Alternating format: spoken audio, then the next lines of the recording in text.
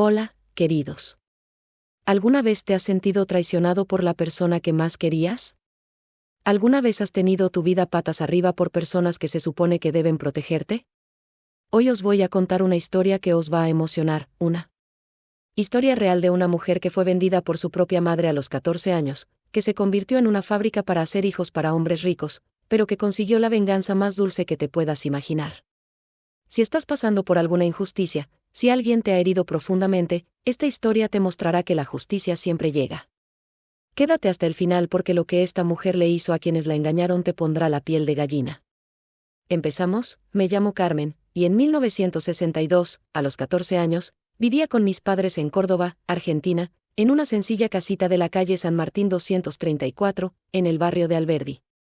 Recuerdo el olor a jazmín que salía del patio trasero y el sonido de las campanas de la iglesia de San Roque, que marcaban las horas. Mi padre, Horacio, un hombre de manos callosas y ojos cansados, trabajaba en la fábrica de telas, La Hilandera. Y mi madre, Teresa, con su pelo negro y sus ojos que parecían esconder un secreto, cuidaba la casa y cosía. Éramos pobres, sí, pero en la mesa nunca faltaba el pan y las risas eran constantes. Pasaba las tardes jugando en la calle de tierra con mis amigos, bajo el ardiente sol de Córdoba, oliendo el polvo y la libertad en mi piel, hasta que un día, mi madre llegó a casa diferente.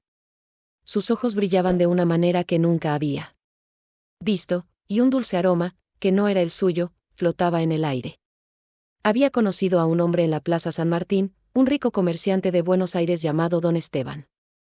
Era encantador, de voz suave y prometía una vida de lujo, muy diferente a la nuestra. Esa noche, su voz era un susurro, pero las palabras resonaron como un trueno en mis oídos. Horacio, le dijo a mi padre, mientras cenaba en silencio, ya no soporto esta vida de miseria. Estas ollas vacías, estas ropas remendadas. Me voy, mi padre, con la cuchara suspendida en el aire, la miraba con ojos llorosos. Teresa. Por favor, piensa en Carmen. ¿Es solo una niña? Mi madre, con una sonrisa fría, respondió, Carmen viene conmigo. Mi padre, don Aurelio, en Mendoza, nos cuidará a los dos. Tiene posesiones, una casa grande.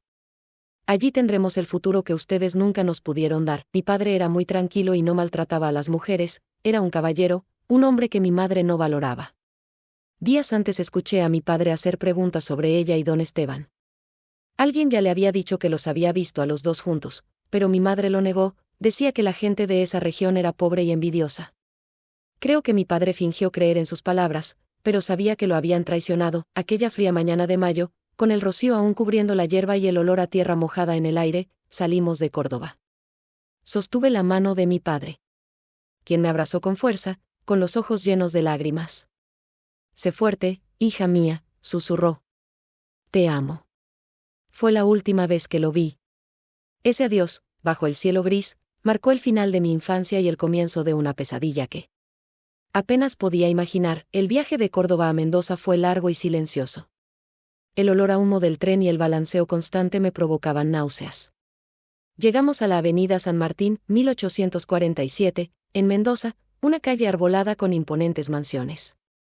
La casa de mi abuelo era la más grande de todas, con puertas de hierro forjado que parecían cárceles y jardines bien cuidados llenos de rosas rojas que, a mí, me parecían sangrar. Desde el exterior, parecía un palacio, un símbolo de riqueza y poder. Por dentro, era mi infierno privado. El olor a moho y cera vieja impregnaba el aire, y el silencio era tan pesado que parecía gritar. Estaba escondido detrás de la puerta de la cocina, sentí un escalofrío.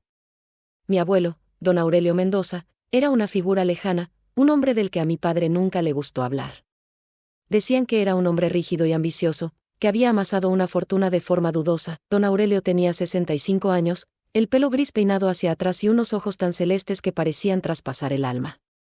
En la primera cena, en la mesa de caoba maciza, me miró de una manera que me hizo querer esconderme bajo el mantel. Teresa, le dijo a mi madre con una voz grave que resonó en el vestíbulo, la niña se está haciendo joven. Tienes que aprender a comportarte como una dama. Una verdadera dama. Mi madre, con una sonrisa forzada, respondió, claro, papá. Ella aprenderá. Carmen es una chica inteligente, ¿no es así, hija? Me limité a asentir, con la garganta seca. No. entendía nada. Solo supe que algo andaba mal cuando empezó a darme regalos caros, vestidos de seda que me pinchaban la piel, zapatos de cuero que me apretaban los pies, joyas que me pesaban en el cuello. ¿Por qué me das esto?, le pregunté un día, mientras me entregaba un collar de perlas. Sonrió, una sonrisa que no llegó a sus ojos. Porque eres especial, Carmen. Muy especial. Y se merece lo mejor que la vida puede ofrecer, sentí el peso de su mirada sobre mí, una mirada que me despojó de toda inocencia, que me hizo sentir expuesta y vulnerable. Cada día, la casa parecía encogerse y me sentía cada vez más atrapada, como un pájaro en una jaula de oro. El olor de las rosas en el jardín, que antes me había parecido dulce, ahora me producía una punzada de angustia, un presagio de lo que estaba por venir. 3 meses después, en una bochornosa noche de agosto, el aire pesado y el olor de una tormenta se mezclaron con el perfume empalagoso que mi madre insistía en ponerme. Me arregló como nunca antes, un vestido de seda roja que me hacía sentir desnuda, un maquillaje pesado que ocultaba mi corta edad y su cabello recogido en un moño apretado. Mamá, ¿a dónde vamos?, le pregunté, sintiendo que el corazón me latía en el pecho. Se limitó a sonreír, una sonrisa que no me calmó. Llegará una visita importante, Carmen. Tienes que ser educado, encantador. Es por nuestro futuro. Las 8 de la noche en punto, sonó el reloj de la sala y sonó la campana. Mi abuelo le abrió la puerta a don Ricardo Vázquez, un hombre de 50 años barrigón, con un traje arrugado y un aliento a whisky que me revolvía el estómago. Era dueño de varias fincas en San Rafael, un hombre poderoso y temido en la región. ¿Es Carmen?, me preguntó, mirándome de arriba abajo, como si yo fuera un trozo de carne. Sus ojos eran pequeños y hambrientos. Sí, respondió mi abuelo, con un brillo en los ojos que me asustó. Así que hablamos, don Ricardo.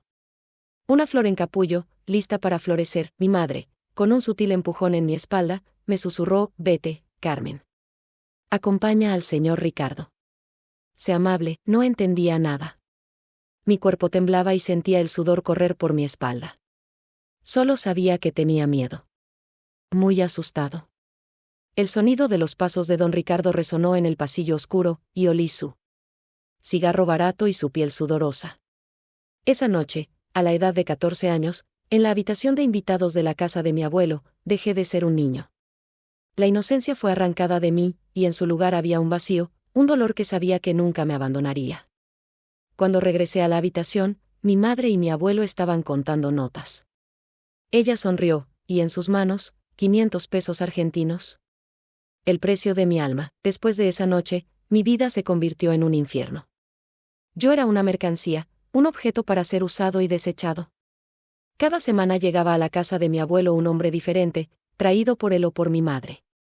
Recuerdo sus nombres, sus olores, sus caricias: don Alberto Fernández, de Buenos Aires, dueño de mataderos, con olor a carne y puros; don Miguel Santos, rosarino, exportador de carne, de manos grandes y ásperas; don Carlos Herrera, de La Plata, juez jubilado, de mirada fría y calculadora. Mi abuelo lo anotaba todo en un cuaderno negro de tapa dura, que guardaba bajo llave en su escritorio: nombres, fechas, valores y hasta observaciones sobre el comportamiento de cada uno. Mi madre, con una amplia sonrisa y ojos brillantes, contaba el dinero en la mesa de la cocina. Los billetes se esparcían como hojas secas. Nos estamos haciendo ricos, Carmen, decía con la voz llena de euforia.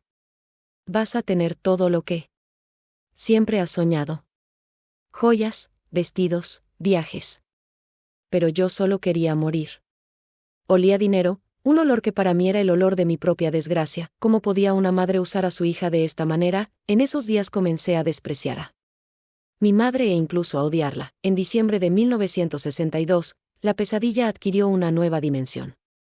Tenía náuseas, estaba débil, y la criada, doña Rosa, se dio cuenta. Chica, estás embarazada, susurró ella, con los ojos muy abiertos. Mi abuelo estaba eufórico cuando se enteró. Teresa, la niña va a tener un hijo. Eso es oro. Gritó, golpeando la mesa. Mi madre, confundida, preguntó: ¿qué quieres decir, papá? Hay muchos hombres ricos en los alrededores a los que la mujer no puede dar un hijo. Pagan una fortuna por un niño. Un niño sano con buen linaje, explicó, con un brillo loco en sus ojos. Y así comenzó mi segundo infierno, me convertí en una fábrica de bebés. Era una máquina, un vientre alquilado, sin voz, sin elección. El olor del talco para bebés, que se suponía que era un aroma de alegría, se convirtió en el olor de mi prisión. Entre 1963 y 1971 tuve 8 hijos. 8. A cada uno de ellos, un pedazo de mi alma arrancado. Nunca sostuve a ninguno de ellos por más de unas pocas horas, el tiempo suficiente para sentir el calor de sus pequeños cuerpos, el olor de la leche y la inocencia, y luego, el dolor de la separación. La primera fue para don Raúl Morales, un agricultor tucumano. Él y su esposa, doña Elena, llevaban 15 años sin poder tener hijos. Pagaron 2.000 pesos argentinos por mi primogénito, un niño de ojos grandes y oscuros como los míos. Por favor, le rogué a mi madre, con lágrimas corriendo por mi rostro, déjame quedarme con mi bebé. Es tan pequeño. Me miró con frialdad. No seas tonta, Carmen. Este dinero garantizará nuestro futuro. Tendrás otros. Y tendrán una vida mejor de la que tú puedes darles. El segundo fue para una familia en Salta, el tercero para Neuquén. La cuarta, la quinta, la sexta, todos vendidos como si fueran ganado, sin nombre, sin despedida. Oí que se llevaban sus gritos. Y mi corazón se rompió en 1000 pedazos. Mi madre se mudó a Buenos Aires en 1965, compró un lujoso departamento en Recoleta, en la calle Quintana, con el dinero de mis hijos. Me visitaba una vez al mes, siempre me contaba sus aventuras en la capital, sus cenas en restaurantes caros. Sus fiestas en la alta sociedad. Estoy saliendo con un médico, Carmen. Doctor Alejandro Ruiz. Tiene un consultorio privado en Palermo, decía con una sonrisa radiante. Mientras tanto, yo languidecía en esa casa de Mendoza, preso, custodiado, usado. Mi cuerpo, una vez tan joven, llevaba las marcas de tantos embarazos. Y mi alma, las cicatrices de tantas pérdidas. Olí el olor a desinfectante que intentaba, en vano, enmascarar el olor de la sangre y el sufrimiento. Con cada nacimiento, una parte de mí moría, pero una llama, pequeña y obstinada, comenzó a arder en mi pecho, la llama de la venganza. En 1972, a la edad de 24 años, después de 8 niños robados y una década de cautiverio, la llama de la venganza se convirtió en un fuego en mi alma. No quería simplemente huir. Quería justicia. Quería que pagaran por cada lágrima, por cada humillación, por cada vida robada. Comencé a planear mi fuga y, lo que es más importante, mi retribución. Yo era una sombra en la casa, vigilando cada movimiento, cada susurro. Mi abuelo, en su arrogancia, dejaba documentos importantes en el escritorio de caoba de su oficina. Cada papel que dejaba, yo lo copiaba a mano, en pequeños cuadernos que escondía debajo del colchón. Nombres, direcciones, montos, fechas, transacciones ilegales, todo. El olor del papel y la tinta viejo se convirtió en el aroma de mi libertad. La criada, doña Rosa, una señora de 60 años, con profundas arrugas en la cara y un corazón de oro, se dio cuenta de mi sufrimiento, sabía lo que estaba pasando allí, pero todo era muy peligroso. Me traía comida extra, me escuchaba en silencio y, a veces, me daba un fuerte abrazo. Niña, lo que te hacen es un crimen. Un día te vengarás. La justicia siempre llega, hija mía. Siempre. Sus palabras fueron un bálsamo para mi alma herida. Me ayudaba distrayendo a mi abuelo mientras yo rebuscaba en sus papeles, avisándome cuando mi madre estaba en camino. Descubrí que mi abuelo tenía conexiones con jueces corruptos en Mendoza, compró policías en San Juan y políticos influyentes en Buenos Aires. Pero también descubrí que estaba evadiendo impuestos a gran escala, lavando dinero sucio de juegos de azar ilegales y falsificando documentos de identidad para los bebés que vendía. En 1974, con la ayuda de doña Rosa, me puse en contacto con un periodista bonaerense, Eduardo Martínez, del diario Clarín, conocido por sus reportajes de investigación. Envié una carta anónima, detallando parte del plan, pidiendo ayuda.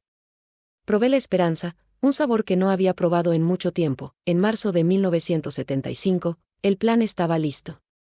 Era un amanecer frío y lluvioso en Mendoza, el olor a tierra mojada y el sonido de los truenos llenaban el aire. Doña Rosa me esperaba en la puerta trasera, con una pequeña maleta y un abrigo abrigado. Vete, hija mía, susurró ella, con los ojos llorosos. No mires atrás. Sed libres. Cogí todas las pruebas que tenía guardadas, los cuadernos, los documentos, y corrí a la estación de tren. El pasaje a Buenos Aires, comprado con las pocas monedas que me regaló doña Rosa, me pareció un pasaporte a una nueva vida. Podía oler el carbón y el hierro del tren, y el sonido de sus vías me transportaba lejos de ese infierno. Llegué de madrugada a Buenos Aires, una ciudad enorme y ruidosa, muy diferente a la tranquila Mendoza. El olor a café y pan recién hecho de las panaderías se mezclaba con el olor a contaminación. Me dirigí directamente a las oficinas del diario Clarín, en la calle Tacuarí 1840. Eduardo Martínez, un hombre de unos 40 años, con gafas en la punta de la nariz y una pila de periódicos sobre el escritorio, me respondió. Señor, soy Carmen. El que escribió la carta. Me miró con incredulidad, luego con asombro. Dios mío. Eres real. Pensé que era una mentira, una historia inventada. No, señor. Todo es verdad. Y tengo pruebas de todo. Nombres, documentos. Todo. Tiré los cuadernos y los papeles sobre su escritorio. Estaba en estado de shock, sus ojos recorrían las páginas, su rostro palidecía con cada línea. Carmen, esto es una bomba. Una bomba que hará estallar el país. Vamos a acabar con toda esta pandilla. Me ofreció un café, un lugar donde quedarme. Pero primero, quería encontrar a mis hijos. La venganza podía esperar. Hijos míos, no la búsqueda de mis hijos duró 3 años, los años más intensos de mi vida. Con la ayuda incansable del periodista Eduardo Martínez y un detective privado, un ex policía llamado Ricardo, pude localizar a 6 de mis 8 hijos.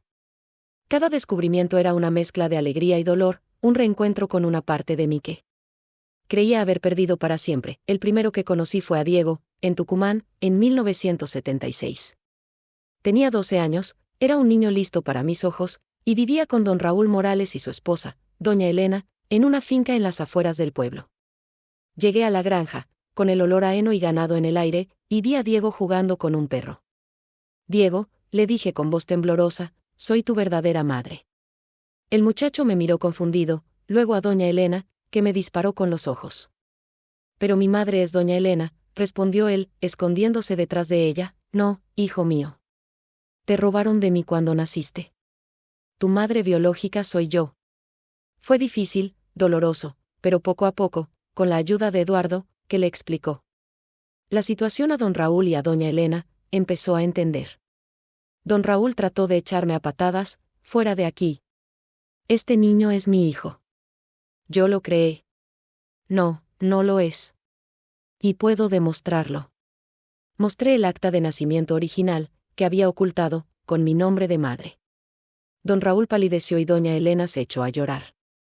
La verdad, por dolorosa que fuera, estaba saliendo a la luz uno a uno. Encontré a mis hijos, Ana, en Salta, una dulce niña de 10 años, Carlos, en Neuquén, un niño de 9 años que amaba el fútbol, Sofía, en Rosario, una artista de 8 años. Y los gemelos, Gabriel e Isabel, de 6 años, en Mar del Plata. Algunos me recibieron con los brazos abiertos, con la inocencia de la infancia. Otros, con recelo y tristeza, el peso de una ausencia que no podía justificar. Pero todos sabían la verdad, la historia de una madre que fue forzada a alejarse, pero que nunca los olvidó. Con cada abrazo, con cada lágrima, sentía que un pedazo de mi alma sanaba. 2 niños, sin embargo, nunca pude localizar. El dolor de esta brecha todavía me acompaña. En 1978, la bomba explotó. El diario Clarín, con la valentía de Eduardo Martínez, publicó el artículo que conmocionó a la Argentina. Trama de tráfico de bebés en Mendoza, hija denuncia a abuelo y a su propia madre. El titular, en letras grandes, imprimía la foto de mi abuelo, don Aurelio, y mi madre, Teresa. El escándalo fue nacional, reverberó en todos los rincones del país, desde el Chaco hasta la Patagonia. El teléfono de la casa de mi abuelo no paraba de sonar y el nombre de Carmen se susurraba en cada esquina. Mi madre me llamó, desesperada, con la voz ahogada por las lágrimas. Carmen. ¿Qué hiciste? Estoy siendo perseguido por los periodistas. No puedo salir de casa. Hice justicia, mamá. Algo que nunca hiciste por mí. Algo que me robaste. Mi voz era fría, sin emociones, el resultado de años de dolor y silencio. Pero hija, lo hicimos por ti. A tener una vida mejor. Así que no pasas por lo que yo pasé. Trató de justificarse, pero sus palabras eran vacías, sin sentido. Mentira. Lo hiciste por codicia. Vendieron a mis hijos como si fueran animales. Me convirtieron en una máquina de hacer dinero. La ira burbujeaba en mi pecho, una vieja ira que finalmente encontró su voz. Carmen, por favor, retira la denuncia. Te lo ruego. Lloró, pero sus lágrimas no me conmovieron. Había llorado un océano por ella. Nunca. Pagarás por todo lo que me hiciste. Cada noche de terror, cada niño robado. Tú pagarás. Y colgué el teléfono, sintiendo una mezcla de alivio y tristeza. La venganza no había hecho más que empezar. El juicio comenzó en 1979, en el Tribunal de Mendoza, un imponente edificio de arquitectura colonial, con olor a papel viejo y formaldehído. Mi abuelo, don Aurelio, llegó en silla de ruedas, fingiendo estar enfermo, con una sábana blanca cubriéndole las piernas, tratando de despertar lástima. Mi madre, con el pelo despeinado y los ojos hinchados, trató de convencerme de que me rindiera antes de la primera sesión. Carmen, piénsalo. Somos familia. No nos hagas eso. Se acercó a mí en el pasillo, su voz era un susurro desesperado. La familia no vende a sus propios hijos, madre. La familia no explota, no abusa. La miré fijamente, sin apartarla. Mirada, y ella retrocedió. El fiscal, doctor Fernando Aguirre, un hombre serio y decidido, fue implacable en su enjuiciamiento. Señores del jurado, tenemos aquí un caso de trata de personas, explotación sexual de menores, falsificación de documentos, evasión fiscal, lavado de dinero. Una red de crímenes que conmociona a la nación. Presentó las pruebas, los cuadernos de mi abuelo, los testimonios de las familias que compraron a los bebés, mi propio testimonio, detallado y doloroso. Mi abuelo trató de defenderse, con la voz débil y temblorosa. Solo quería el bien de la chica. Estaba siendo apoyada, educada, tenía todo lo bueno y lo mejor. Trató de hacerse pasar por un benefactor, un hombre de caridad, sostenido. Grité, levantándome de la silla, con la voz entrecortada por la emoción pero firme. Me convertiste en una esclava sexual. ¿En una máquina para hacer niños? Me robaste la vida. El silencio en la habitación era ensordecedor. El olor del miedo flotaba en el aire, el jurado no tuvo dudas. Una semana después, se anunció el veredicto. Mi abuelo, don Aurelio, 25 años de prisión en un penal de máxima seguridad en Rawson, Patagonia. Mi madre, Teresa, 15 años de cárcel en una cárcel de mujeres en Ezeiza, Buenos Aires. Por fin había llegado la justicia. Sentí un inmenso alivio, pero también una profunda tristeza. La victoria tuvo un sabor amargo. Mi abuelo, don Aurelio, murió en prisión en 1983 a la edad de 86 años. Recibí la noticia por telegrama. Solo, abandonado, sin dinero, su fortuna confiscada por los tribunales para compensar a las víctimas. Y pagar los impuestos atrasados. Se dice que sus últimos días fueron de delirio, pidiendo dinero y sus negocios. El olor a humedad y la desesperación de la cárcel fue su último aroma. Su muerte, para mí, no trajo alegría, solo la confirmación de que la codicia, al final, se devora a sí misma. Mi madre salió de la cárcel en 1987 después de cumplir 8 años de su condena por buen comportamiento. Pero fue destruido. El lujoso apartamento en Recoleta. Confiscados. El dinero. Utilizado para compensar a las familias de las víctimas de otros planes. Sí, no era solo yo la víctima, ella no tenía a dónde ir. Un día vino a verme a la casita que yo había alquilado. En Buenos Aires, en la calle Defensa, en San Telmo.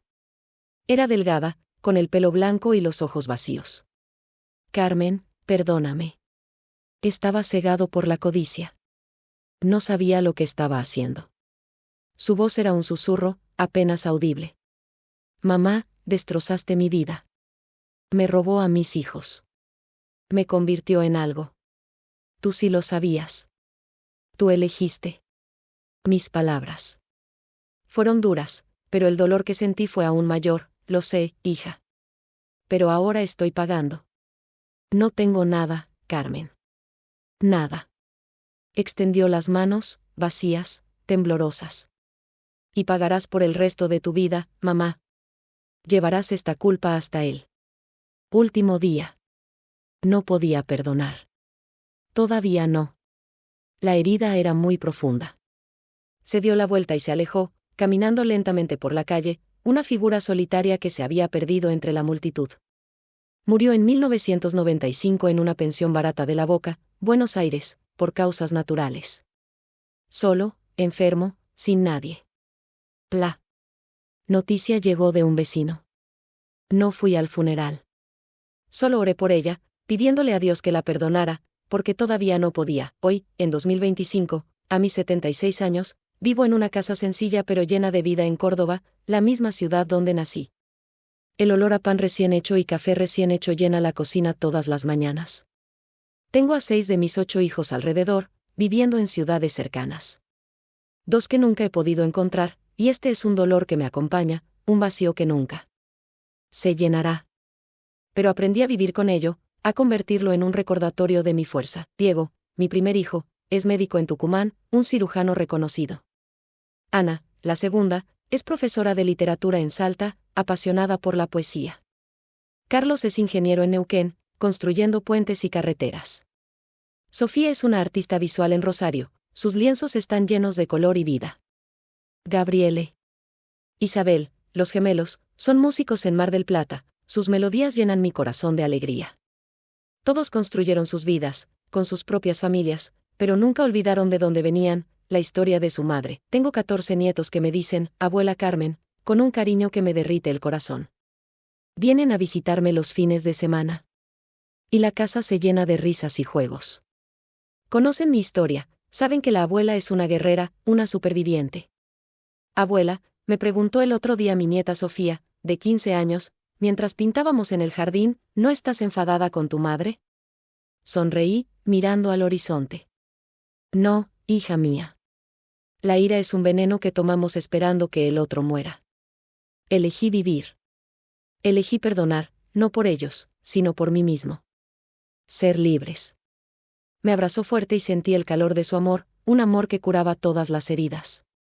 Mi vida es un testimonio de que el dolor se puede transformar en fuerza, y que el amor, al final, siempre gana. Mi historia, que alguna vez fue un doloroso secreto, se convirtió en un libro en 1995, Carmen, la niña que se convirtió en mercancía. Escrito por el periodista Eduardo Martínez. El libro se convirtió en un éxito de ventas en Argentina y ha sido traducido a varios idiomas. Se convirtió en una película en 2001, dirigida por Juan José Campanella, con la talentosa actriz Cecilia Roth interpretándome. Fui consultor en la película, asegurándome de que cada detalle fuera fiel a mi experiencia. El olor a palomitas de maíz en el cine, al ver mi vida en la pantalla, era surrealista. Creé una ONG en 1990, llamada Madres Robadas, con sede en Buenos Aires, en la calle Corrientes 1234. Nuestra misión es ayudar a las mujeres que han tenido hijos vendidos a encontrarlos y reconstruir sus vidas. Ya hemos reunido a más de 200 familias, de todos los puntos de Argentina e incluso de países limítrofes como Chile y Uruguay.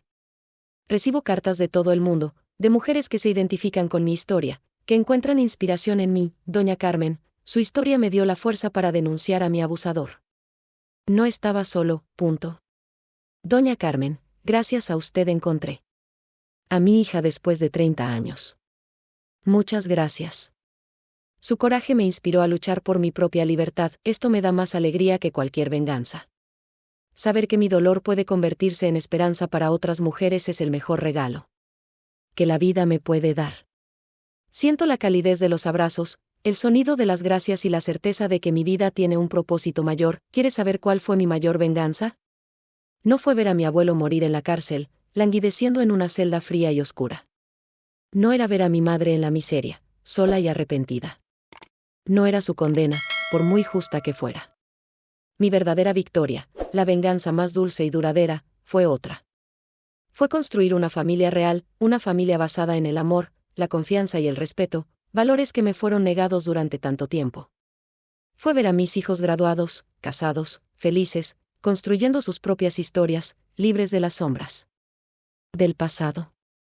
fue tener a mis nietos en mis brazos, oler el olor de los bebés y la pureza de sus corazones, y saber que nunca, nunca pasarán por lo que yo pasé.